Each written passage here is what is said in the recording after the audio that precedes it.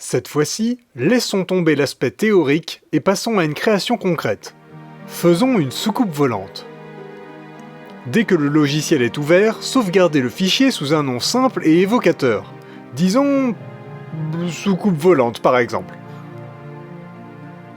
Maintenant, enlevons le cube de base avec la touche X et ajoutons une sphère avec le menu. Choisissez la sphère UV. Notez que tant que vous ne cliquez nulle part ailleurs, un petit onglet marqué Add UV Sphere apparaît en bas de l'écran. Il permet de modifier votre dernière action. Cliquez sur le petit triangle pour en afficher le contenu. Si vous avez cliqué à côté, la fenêtre a disparu. Mais, qu'à cela ne tienne, vous pouvez la faire réapparaître avec le menu Edit Adjust Transformation ou la touche F9. Comme je le disais, cette fenêtre vous permet de changer les paramètres de votre dernière action. En l'occurrence, on vous propose de changer le nombre de segments en latitude et longitude de la sphère, ainsi que sa taille et sa position de départ. Félicitations, vous venez de faire une planète à envahir pour votre soucoupe. C'est fini, j'espère que ça vous a plu et que... Non, je plaisante, on va continuer. Je vais quand même garder cette planète. Je la déplace et la grossis avec les touches apprises dans la vidéo précédente, G et S. On va faire une nouvelle sphère, et cette fois, je remets les réglages de base avec un clic droit sur Reset Default Value. C'est le moment de découvrir vos nouveaux super pouvoirs en cliquant sur l'onglet Modeling. Dans cette nouvelle fenêtre, vous allez pouvoir modifier non plus seulement la sphère tout entière, mais aussi les différents points qui la composent. Les commandes sont les mêmes que dans le premier onglet. On sélectionne les éléments avec le clic gauche, on sélectionne tout avec la touche A, on peut utiliser les touches G, R et S pour se déplacer, tourner et changer d'échelle. Tiens, d'ailleurs, pour commencer, je vais aplatir cette sphère à 20% en tapant A, S, Y, et en baissant ma souris jusqu'à ce que le nombre affiché soit autour de 0,2. Comme tout à l'heure, vous pouvez réparer une fausse manip en utilisant la petite fenêtre noire en bas à gauche. Et en plus des outils que vous connaissez déjà, on vous en propose un paquet de nouveaux. Voyons les plus courants. Mais d'abord, un petit peu de vocabulaire. Les objets 3D sont constitués de points. Un point est appelé un vertex. Le pluriel de vertex est vertice. Ces vertices sont reliés entre eux 2 à 2 par des arêtes que les Anglais appellent edge. Pour agir sur les arêtes plutôt que sur les vertices, on utilise ce bouton en haut à gauche. Enfin, lorsque l'on a 3 vertices reliés par des arêtes, on peut les remplir sur une face. Sans surprise, les faces à 3 côtés sont appelées des triangles, parfois des tris. Et les faces à 4 côtés des quadrilatères, aussi appelés des quads. Lorsqu'il y a plus de 4 côtés, on parle de polygone à n côtés, que les anglophones raccourcissent en n-gone. Comme précédemment, on utilise le bouton en haut à gauche pour sélectionner les faces. Remarquez que lorsque l'on passe d'un mode à l'autre, la sélection s'adapte automatiquement, et que même en mode vertex ou edge, une surbrillance vous indique si une face entière est sélectionnée ou non. Bon, retournons nous amuser.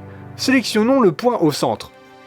En appuyant sur G pour le déplacement, puis Z pour se restreindre à l'axe Z, nous pouvons monter ce vertex tout seul, ou bien utiliser le bouton représentant un rond entouré d'un cercle en haut au centre, pour étendre cette action au point voisin. Cela s'appelle le proportional editing. Juste à côté, on nous propose quelques options et un choix de type d'atténuation de l'effet. Je vais choisir le mode sphère, et adapter la taille de l'effet avec la molette de la souris. Ce dôme sur le dessus est bien trop anguleux pour notre vaisseau. Alors, passez en mode Edge. En cliquant sur un Edge tout en maintenant la touche Alt enfoncée, vous sélectionnez une boucle, c'est-à-dire une succession d'arêtes continues. D'ailleurs, cela fonctionne aussi en mode Vertex et Face. Cette sélection rapide est pratique pour faire des transformations de base, telles que déplacer ou changer d'échelle. Elle permet aussi de faire un biseautage en utilisant cet outil qui permet d'adoucir un angle franc en rajoutant des arêtes intermédiaires. Le déplacement de la souris définit la distance de l'effet et le scroll le nombre d'arêtes à ajouter. 4 ou 5, ce sera très bien. Regardez toutes les options auxquelles vous avez accès dans la petite fenêtre noire dont je parlais au début. Je ne m'étends pas dessus car ce n'est qu'une initiation, mais il y a plein de choses à découvrir en modifiant ces réglages. Félicitations, vous venez de réaliser un œuf sur le plat de l'espace. C'est la fin de ce tutoriel, j'espère que... Oh, ça va, si on peut plus plaisanter. Si vous voulez ajouter rapidement une ligne d'arête quelque part, l'outil juste en dessous est là pour ça.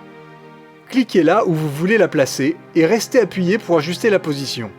Vous voyez cette toute petite flèche en bas de l'icône? Elle indique qu'en restant appuyé dessus, vous aurez accès à d'autres outils du même acabit. C'est toujours bon à savoir. Le dernier outil vraiment important que je voulais vous présenter est l'extrusion. Extruder, c'est extraire une face ou un groupe de faces pour donner du volume. Pratique pour tailler des portes et des fenêtres. D'ailleurs, je vais vous donner un nouveau truc pour vous simplifier la vie. Mettez-vous en mode face, appuyez sur Alt en cliquant entre deux faces pour sélectionner une boucle, et choisissez Select Checker Deselect, soit désélection en damier. Et voilà, cette action désélectionne automatiquement une face sur deux. Vous pouvez augmenter l'option Deselected à 3 pour laisser 3 cases désélectionnées entre chaque case sélectionnée, et modifier l'offset si vous constatez un mauvais décalage. Dans notre cas, en le mettant sur 1, ça me semble marcher plutôt bien. Grâce à l'extrusion, on vient de créer 8 fenêtres d'un seul coup. Allez, on a bien travaillé pour cette fois.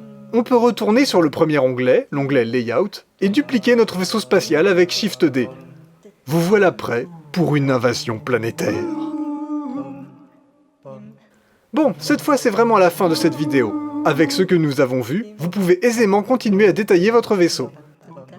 Jetez un coup d'œil aux outils que je vous ai présentés, sans compter la multitude d'autres actions possibles répertoriées dans les menus. Ce n'est qu'un début, il nous reste encore plein de sections de Blender à découvrir dans cette initiation. Alors, à bientôt et bonne création à tous.